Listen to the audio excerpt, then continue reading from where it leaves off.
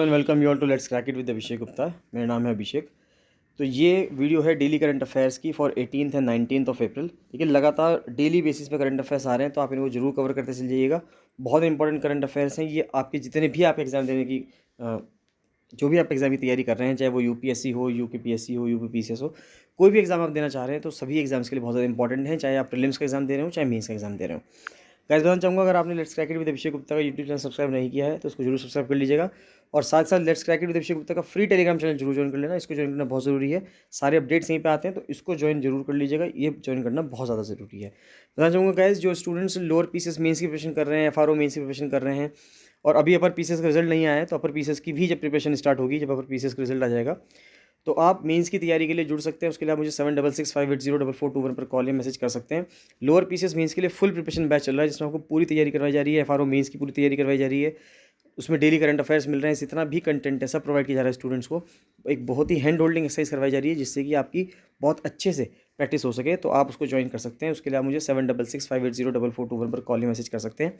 साथ साथ वो स्टूडेंट्स जो चाहते हैं कि ये इन करंट अफेयर्स के पीडीएफ्स उनको मिलते रहें डेली बेसिस पे, जिससे कि उनकी जितने भी करंट अफेयर है किसी भी एग्जाम के लिए सब कवर होता रहे, तो वो भी मुझे 766580 पे 4421 पर मैसेज कर सकते हैं इनको लेने के लिए, इन करंट अफेयर्स की पीडीएफ्स को लेने के लिए।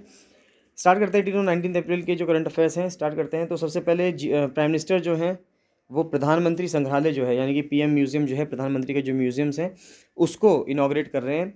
और संग्रहालय क्या है, ये हर प्रधानमंत्री को, जो भारत में अब तक प्रधानमंत्री हुए हैं, उनको एक ट्रिब्यूट है कि जिन्होंने भी अपने जीवन काल में, अपने जब प्रधानमंत्री वो रहे, उन्होंने जितना भी जो भी कार्य किया उनके बारे में उनको वहाँ पे बताया जाएगा। तो narrates story of India after independence, तो ये भारत के बारे में बताएगा, भारत की स्टोरी बताएगा। कब के बाद? भारत की कहानी बताएगा जब भारत के आज़ाद होने के बाद। तो ये इंपॉर्टेंट चीज़ है। इसके बाद आता है GS2 में देखें तो चाइल्ड लाइन है 1098, उसको कहा जा रहा है कि जो इमरजेंसी हेल्पलाइन है 112 उसके साथ मर्ज कर दिया जाएगा। तो इंपॉर्टेंट बात क्या है कि चाइल्ड लाइन 1098 है, इसको मर्ज करने की बात की जा रही है इमरजेंसी हेल्पलाइन 112 के साथ। तो चाइल्ड लाइन 1098 ये 24/7 फ्री इमरजेंसी हेल्पलाइन थी, यानी कि 24 घंटे और 7 दिन चलती थी फॉर चिल्ड्रन इन डिस्ट्रेस। जो भी बच्चे परेशानी में हैं, समस्या में हैं, उनके लिए इसको बनाया गया था। It started as a project by Jeroo Billimoria at TISS Mumbai. जो Tata institute of social sciences है, वहाँ पे एक पर्सन थे जीरू बिली मोरिया, तो उन्होंने इसको एक प्रोजेक्ट के रूप में इस्तेमाल स्टार्ट किया था। 50 lakh calls have been answered by child line. तो चाइल्ड लाइन एक ऑर्गेनाइजेशन है, एक NGO है, जिसने ये 1098 जो नंबर है इसको ऑपरेट करती है, यानी कि एक NGO है जो इसको चलाती है। और मिनिस्ट्री जो है, ministry of women and child development, वो इसको सपोर्ट करती है चाइल्ड लाइन NGO को। 3.95 lakh children were provided emergency assistance in 2020-21। तो 2020-21 में करीब करीब 4 लाख बच्चों को सर्विस प्रोवाइड की गई है। 6 कॉल सेंटर बनाए गए हैं 5 शहरों में, एक मुंबई, दिल्ली, कोलकाता, चेन्नई और बेंगलुरु में। और 598 डिस्ट्रिक्ट्स हैं जहाँ पे ये चाइल्ड लाइन जो है काम कर रही है। तो चाइल्ड लाइन 1098 कंट्री का ओनली डेडिकेटेड हेल्पलाइन नंबर है फॉर बच्चों के लिए, यानी कि बच्चों के लिए एकमात्र डेडिकेटेड हेल्पलाइन नंबर कौन सा है? ये चाइल्ड लाइन 1098 है। And the entire child right sector relies on it to provide assistance to them, यानी बच्चों को असिस्टेंस प्रोवाइड करने के लिए एकमात्र जो चाइल्ड राइट के लिए जो एकमात्र सेक्टर है, उसकी जो हेल्पलाइन है वो चाइल्ड लाइन 1098 है। तो ये इंपॉर्टेंट चीज़ है। नेक्स्ट आता है कि चाइल्ड लाइन 1098 एक 24/7 इमरजेंसी है, ये हमने देख लिया। फ्री फ़ोन आउटरीच है, यानी कि फ्रीली आप फ़ोन कर सकते हैं for children in distress. It is one of the world's biggest emergency helpline service dedicated to children. तो दुनिया में सबसे बड़ी एक डेडिकेटेड सर्विस है जो बच्चों को प्रोवाइड की जा रही है। And is consider to be among the country's largest emergency response system with 50 lakh calls received annually. तो हर साल 50 लाख कॉल इसमें आती हैं। तो अब तक का सबसे बड़ा, आप कह सकते हो पूरे देश में सबसे बड़ा जो है ये डिस्ट्रेस सेंटर है, एक तरह से कह सकते हो। जो भी बच्चे डिस्ट्रेस में हैं, परेशानी में हैं, समस्या में हैं, उनको हटाने के लिए सबसे बड़ा एक ये नंबर है। Recent draft guidelines for mission Vatsalya scheme for child protection services set the child line will be integrated. अब देखिए क्या हुआ है कि जो मिशन वात्सल्य योजना है उसके तहत ये कहा जा रहा है कि जो चाइल्ड लाइन स्कीम है, ये चाइल्ड लाइन जो नंबर है 1098, उसको इंटीग्रेट कर दिया जाएगा, यानी कि उसको मिला दिया जाएगा किसके साथ? जो एक यूनिवर्सल इमरजेंसी हेल्पलाइन नंबर है 112, उसके साथ मिला दिया जाएगा। जो ये यूनिवर्सल इमरजेंसी हेल्पलाइन नंबर है 112, ये मिनिस्ट्री ऑफ होम अफेयर्स का, यानी कि गृह मंत्रालय का है। और जो चाइल्ड लाइन है वो महिला एवं बाल विकास मंत्रालय का है। तो इन दोनों को क्या कर दिया जाएगा? मिला दिया जाएगा। तो ये बात इसमें कही जा रही है। Child line 1098 is run by a private trust. ये कौन चलाता है? एक प्राइवेट ट्रस्ट चलाता है, called child line India foundation. तो चाइल्ड लाइन इंडिया फाउंडेशन एक प्राइवेट ट्रस्ट है, वो उसको चलाता है। Which receives funding from the ministry of WCD। तो ministry of women and child development से, यानी कि महिला एवं बाल विकास मंत्रालय से ये पैसा प्राप्त करता है अंडर द ICDS स्कीम, यानी कि इंटीग्रेटेड चाइल्ड प्रोटेक्शन स्कीम।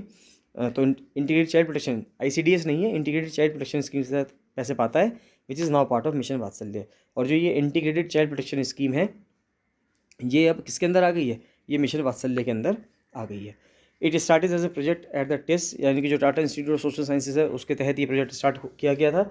जो प्रोफेसर थे जीरू बिली मोरिया, उन्होंने इसको स्टार्ट किया था जुलाई 1996 में। इसकी 6 कॉल सेंटर्स हैं 5 शहरों में और 598 डिस्ट्रिक्ट्स में ये अवेलेबल है, 35 स्टेट्स में अवेलेबल है, यूनियन टेरिटरीज में अवेलेबल है और 1000 इंटरवेंशन यूनिट्स हैं, 141 रेलवे स्टेशन और 5 बस टर्मिनल्स पे भी इसकी डेस्क है। तो ये इंपॉर्टेंट चीज़ है कि बहुत ज़्यादा बड़े स्तर पे ये काम कर रही है बच्चों की सुरक्षा प्रदान करने के लिए। नेक्स्ट आता है कि green project will add life to Rajasthan park. अगर हम GS3 में देखें तो राजस्थान का जो पार्क है डेजर्ट नेशनल पार्क, तो वहाँ पे ग्रीन प्रोजेक्ट स्टार्ट किए जा रहे हैं। तो ग्रीन एग्रीकल्चर प्रोजेक्ट जिसको फंड कर रहा है फूड एंड एग्रीकल्चर ऑर्गेनाइजेशन, यानी कि FAO, जिसका हेडक्वार्टर आप मुझे कमेंट सेक्शन में कमेंट करके बताएंगे कि FAO का हेडक्वार्टर कहाँ पे है, रोम में है या कहीं और है, या मुझे कमेंट सेक्शन में कमेंट करके बताएंगे। तो FAO का जो ग्लोबल इन्वायरमेंट फैसिलिटी है वो एक लाइफलाइन प्रोजेक्ट प्रोवाइड कर रही है डेजर्ट नेशनल पार्क को राजस्थान में, with the conservation of critical biodiversity and forest landscapes. तो वहाँ पे जो जंगल है उसका जो लैंडस्केप है उसको प्रोटेक्ट करने के लिए वहाँ पे ग्रीन प्रोजेक्ट के तहत काम किया जाएगा राजस्थान के डेसरल नेशनल पार्क में। तो जो डेसरल नेशनल पार्क है ये सिचुएटेड है कहाँ पे, जैसलमेर में है ये और बाड़मेर में है, जिसमें 3162 स्क्वायर किलोमीटर का एरिया इसने कवर कर रखा है और जिसमें से 20% एरिया जो है इस पार्क का वो सैंड ड्यून्स हैं, यानी कि जो रेत के टीले हैं, सफ़ेद रेत के टीले हैं, उन्होंने इसको घेर रखा है। Centre expanse tenure of green permits. अब देखिए ग्रीन परमिट्स जो हैं, यानी कि जब भी कोई प्रोजेक्ट करती है गवर्नमेंट, जब भी कोई प्रोजेक्ट साइन होता है तो उससे पहले इन्वायरमेंटल क्लियरेंस लेने होते हैं, यानी कि पर्यावरण के क्लियरेंस लेने हैं कि आप वहाँ पे प्रोजेक्ट बना सकते हैं या नहीं बना सकते। तो उसके टेन्योर को जो समय काल दिया जाता था कि कितने समय तक ये वैलिड रहेगा, उस समय को बढ़ाया जा रहा है। तो easing norms for infrastructure projects, the union environment facility ministry has extended the tenure of environmental clearances. तो उन्होंने इन्वायरमेंटल क्लियरेंसेस का जो पुराने प्रोजेक्ट्स थे और जो नए प्रोजेक्ट्स आने वाले हैं उन सभी के लिए इसके जो समय काल है उसको बढ़ा दिया गया है। तो जो इन्वायरमेंटल क्लियरेंस है रिवर वैली प्रोजेक्ट्स के लिए वो अब 13 साल की वैलिडिटी उसकी हो गई है और न्यूक्लियर पावर प्रोजेक्ट्स की 15 साल की हो गई है। ये इंपॉर्टेंट चीज़ है कि रिवर वैली प्रोजेक्ट्स की 13 साल की वैलिडिटी हो गई है और न्यूक्लियर पावर प्रोजेक्ट्स की 15 साल की हो गई है। जो प्रोजेक्ट्स हैं और एक्टिविटीज़ हैं other than the mining and river valley projects have their environmental clearance valid for 10 years. तो माइनिंग के अलावा बाकी जो प्रोजेक्ट्स हैं उनकी वैलिडिटी 10 साल रह गई है। Mining leases are now granted for a period of 50 years. अब माइनिंग की लीज जो दी जा रही है वो 50 साल के लिए दी जा रही है, लेकिन इन्वायरमेंटल क्लियरेंस जो दिया जा रहा है वो 30 साल के लिए दिया जा रहा है। तो ये इंपॉर्टेंट चीज़ है कि माइनिंग के लिए इन्वायरमेंटल क्लियरेंस 30 साल का दिया जा रहा है और जो लीज दी जा रही है वो 50 साल तक की दी जा रही है। फिर बात ये आती है कि अगर हम टेक्सटाइल सेक्टर को देखें तो टेक्सटाइल सेक्टर की क्या इंपॉर्टेंस है भारत में। तो एग्रीकल्चर जो है वो सबसे बड़ा एम्प्लॉयर है भारत में, कि एग्रीकल्चर सेक्टर में सबसे ज़्यादा लोग भारत में कार्यरत हैं और एग्रीकल्चर सेक्टर के बाद टेक्सटाइल सेक्टर ऐसा है, यानी कपड़ों का सेक्टर ऐसा है जहाँ पे दूसरे नंबर पे सबसे ज़्यादा लोग एम्प्लॉयड हैं। पहली बार 11 सालों में ऐसा हुआ है कि जो डोमेस्टिक पेटेंट फाइलिंग है, यानी कि जो लोग पेटेंट फाइल करते हैं कि ये उन्होंने कोई डिस्कवरी करी है या उनका कोई ये इन्वेंशन है, तो ये जो पेटेंट फाइलिंग है ये डोमेस्टिक, यानी कि जो भारत के अंदर जो डोमेस्टिक पेटेंट फाइलिंग है वो कहीं ज़्यादा आगे बढ़ गई है इंटरनेशनल पेटेंट फाइलिंग से भारत में जनवरी से लेकर मार्च 2022 में। तो यहाँ पे आप देख सकते हैं, अगर हम पेटेंट्स की बात करें तो देखिए ये फाइलिंग्स हैं यहाँ पे और ये ग्रांट्स हैं। तो देखिए ये जो फाइलिंग्स हैं ये बढ़ती जा रही है ना, इसमें डेढ़ टाइम की ग्रोथ हो रही है और इसमें 5 टाइम की ग्रोथ हो रही है, यानी कि 5 इंटू ग्रोथ हो रही है। तो ये इंपॉर्टेंट चीज़ है, इसको ध्यान रखिएगा।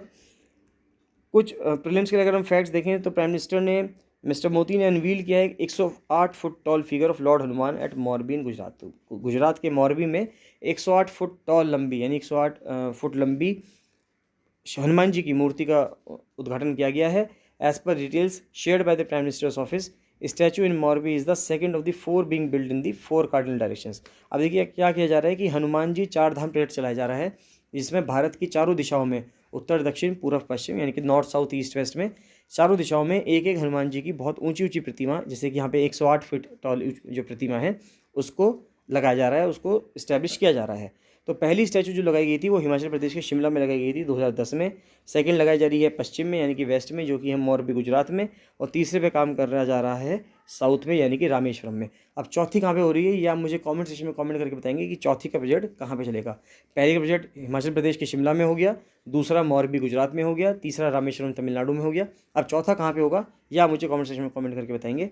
और एक अमृत समागम जो है ये कॉन्फ्रेंस है टूरिज्म और कल्चर मिनिस्टर्स का। तो ये छोटा सा क्वेश्चन है, पूछा जा सकता है इसमें कि अमृत समागम जो है वो किस किस मिनिस्ट्री से इन्वॉल्व था, तो वो टूरिज्म मिनिस्ट्री और कल्चर मिनिस्ट्री से इन्वॉल्व था।